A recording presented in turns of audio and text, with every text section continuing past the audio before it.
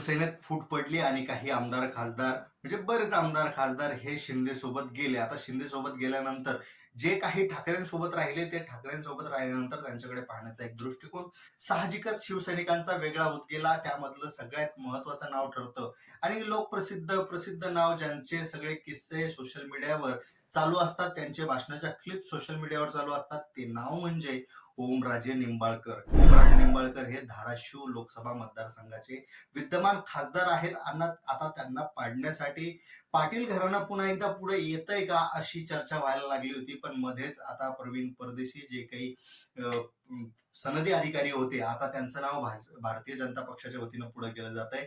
आता खरंच भारतीय जनता पक्षाने खेळलेला हा डाव पक्का पडू शकतो का, किती सार्थकी लागू शकतो आणि या सगळ्यांवर कशी मात ओमराजे करू शकतील, या संदर्भात या व्हिडिओच्या माध्यमातून चर्चा करूया. नमस्कार, मी सूरजकुमार उषाबाई सुधाकर.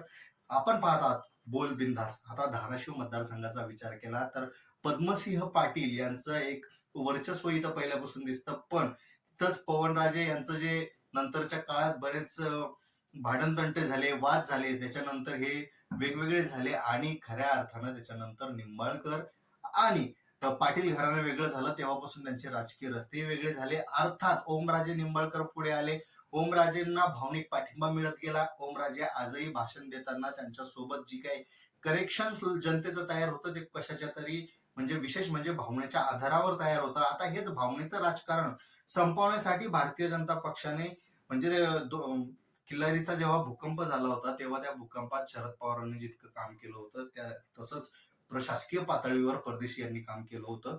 आता हे जर पाहिलं तर विकासाचा राजकारणाचा मुद्दा पुढे करून भावनिक राजकारणाचा मुद्दा मागे करून कदाचित ओमराजे निंबाळकर यांना तह देण्याचा, मात त्यांच्यावर राजकीय मात करण्याचा हा भारतीय जनता पक्षाचा एक प्लॅन असू शकतो, गेम असू शकतो. पण याला ते कसं टॅकल करतील हे पाहणंही आगामी काळात महत्वाचं ठरू शकतं. दुसरी गोष्ट म्हणजे जे काही समर्थक आहेत ओमराजेंचे, त्यांचं म्हणणं आहे की परदेशी यांनी जे काम केलं किल्लारी भूकंपाच्या वेळेस, तेव्हा ते जिल्हाधिकारी होते आणि त्यांचं ते शासकीय जबाबदारी होती, त्यातून त्यांनी ते काम केलं.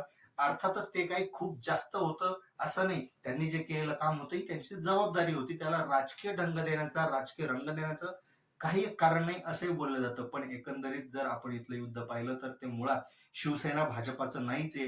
मुळात इथलं युद्ध हे पाटील घराणं आणि निंबाळकर घराण्याचं आहे. आता ज्या पद्धतीनं इथल्या महायुतीचा जर विचार केला तर कैलास पाटील असतील, ओमराजे निंबाळकर असतील, ह्या दोघांनी ज्या पद्धतीनं एक निष्ठावंत म्हणून पुढे आले, निष्ठा दाखवली, त्याचा जर आपण विचार केला तर इथल्या सभेतही उद्धव ठाकरे यांनी दोघांची पाठ थोपटली होती. आता याचा परिणाम आगामी लोकसभा निवडणुकीत नक्कीच दिसून येईल.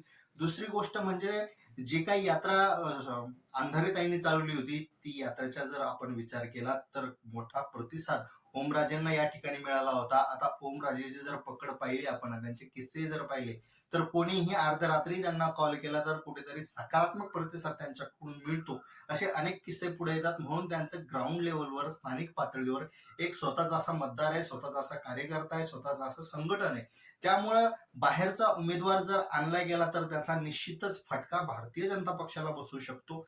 आता सोबतच राष्ट्रवादी फुटलेली आहे, शिवसेना फुटलेली आहे. आता ह्या दोन्ही गटाचा विचार जर केला तर मतांची विभागणी होणार आहे. त्यामध्येच आता वंचित बहुजन आघाडीने वेगळी भूमिका घेतली आहे. आता सोबतच मराठा आरक्षण संदर्भात लढा देणारे मनोज जरांगे पाटील हे आपले 30 तारखेला भूमिका मांडणार आहेत. साहजिकच अशी जर भूमिका जर वेगळी पुढे आली तर मराठा समाजाचा मतदाराचा विचार करता किंवा मनोज जरांगे पाटलाचा विचार करता धाराशिव वर मोठं त्यांचं प्रभुत्व आहे आणि धाराशिव जिल्ह्यामध्ये जे मराठा समाजाचे बांधव आहेत त्यांच्यावर कुठेतरी मनोज जरांगे इफेक्ट आहे, तो इफेक्ट कदाचित काम करू शकतो. सोबतच प्रकाश आंबेडकरही जर तिथे पाठिंबा दिला किंवा मनोज जरांगे यांच्या सोबत जर त्यांचं जर युती झाली तर इथलं चित्र वेगळं असू शकणार आहे. पण नक्कीच जर मनोज जरांगे पाटील आणि निंबाळकर यांचं जर आपण नातं पाहिलं तर मैत्रीचं नातं दिसतंय, कुठेतरी चांगले संबंध दिसत आहेत. अर्थात एकंदरीत आपण मनोज जरांगे पाटील यांची जर भूमिका पाहिली तर ती भाजपाच्या विरोधी आहे असं बोललं जात आहे. आता भाजपाच्या विरोधी असल्यामुळे साहजिकच भारतीय जनता पक्षाला पाडण्यासाठी, त्यांचा पराभव करण्यासाठी जे काही दुसरे उमेदवार उभे असतील त्यांना जिंकून देण्याचा मनाधार त्यांनी केलेला असेल.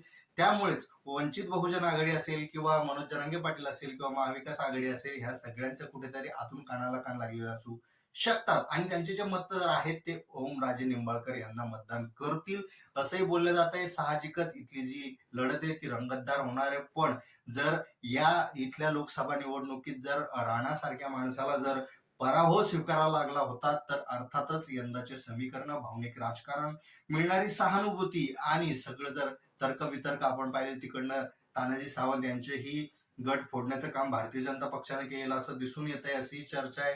आता अशामध्ये ओमराजे निंबाळकर यांच्यासाठी सकारात्मक आणि पोषक वातावरण आहे असे बोलले जात आहे. आता खरोखरच या मतदारसंघातून ओमराजे निंबाळकर निवडून येतील का? आपल्याला काय वाटतं कमेंटमध्ये नक्की सांगा.